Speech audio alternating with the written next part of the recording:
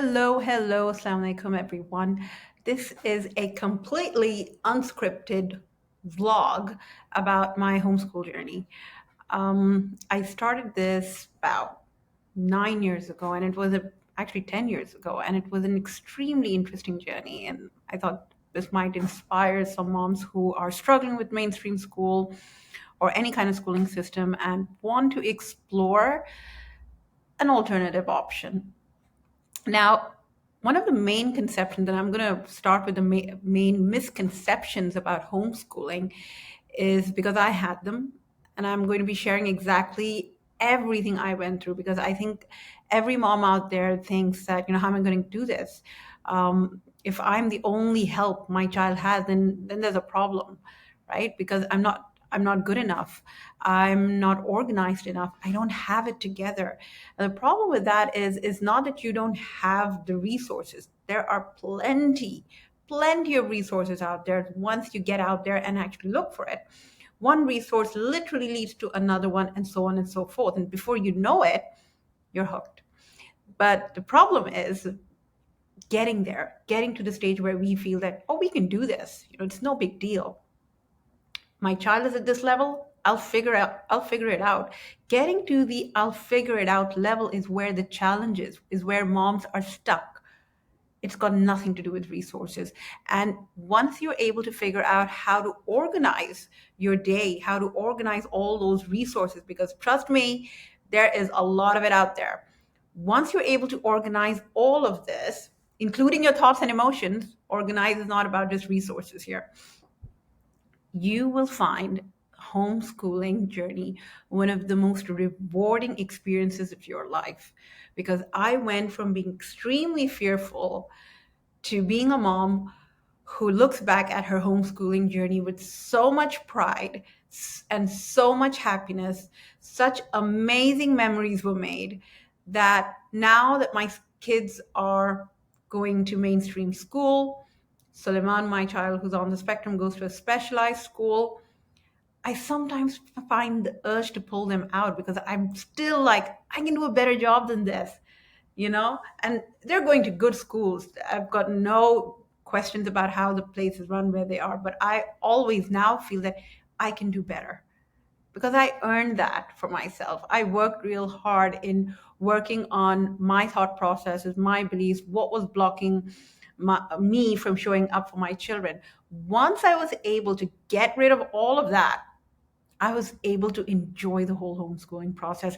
And without further ado, I'm going to walk you in on a few of the things that I did because there's just so much that I don't think I'll be able to cover it in a short vlog.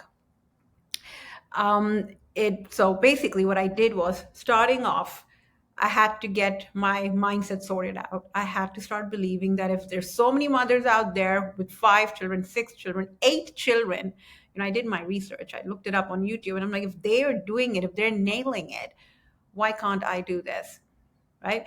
And when I started homeschooling, the whole process of homeschooling, I imagined my homeschool room to look like a typical classroom, because I don't know any better, right? For me, schooling literally means sitting on a table and a chair, a desk and a chair, with your textbooks all, aligned and all placed in front of you, neatly placed in front of you, and you have subjects. So you have 45-minute subjects.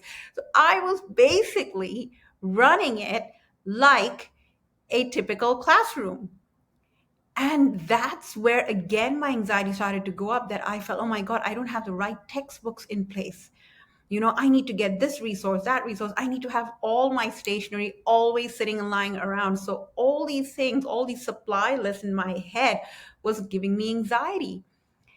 And so I remember very well my husband telling me, and God bless him for knocking some sense into me, is that a homeschool environment has to fit your life. You don't have to tweak it to match with something else out there. It has to work according to whatever system you have running in your life right now. That's the whole beauty of homeschool. If you're supposed to recreate that exact same schooling environment,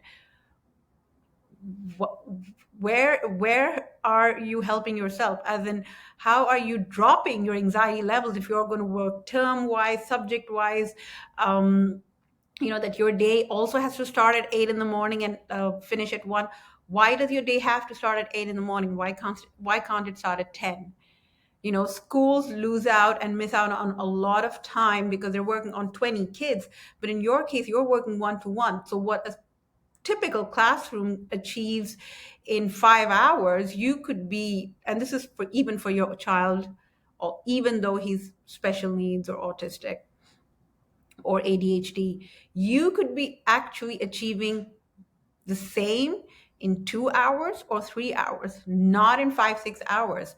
That still leaves you with a lot of time to do other things with your child, which is actually meaningful for the child, like teaching the child other executive functioning skills, which, mind you, schools are not teaching. Schools are not addressing that. Schools are not teaching your child how to go to a supermarket and make a purchase. Your school is not teaching your child how to read off a menu and place their own orders. That is something that you can include in your homeschooling journey and teach your child how to live life. With that information, I was able to completely have an overhaul of what schooling should mean to me. So much so that I actually went back and made an intention of, why do I want to homeschool? Like, what is my purpose here? What's the game here?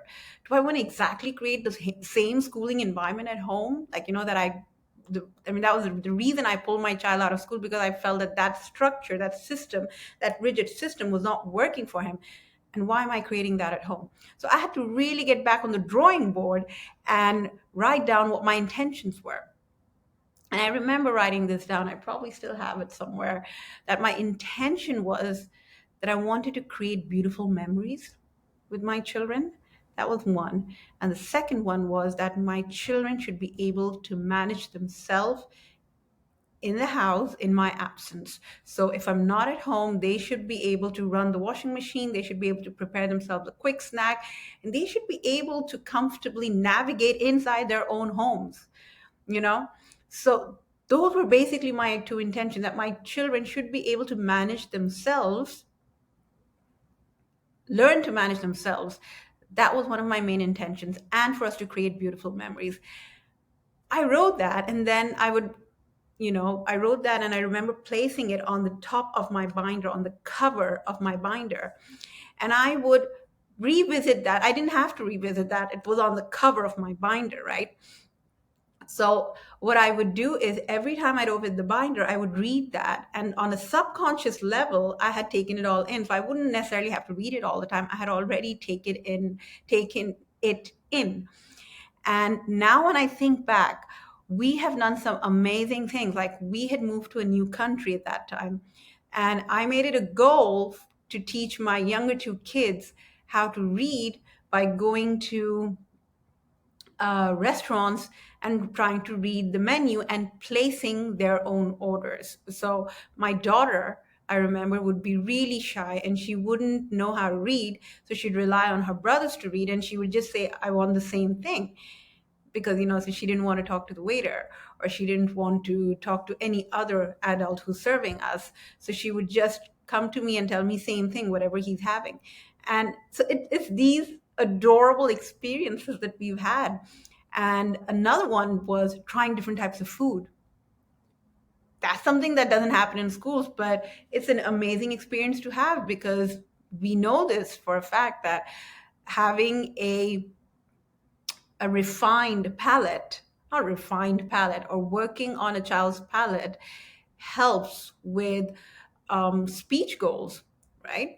And it also helps with a child feeling comfortable in their skin when they're open to trying and experiencing novel, experiencing different things, whether it's in their mouth or, just an external situation.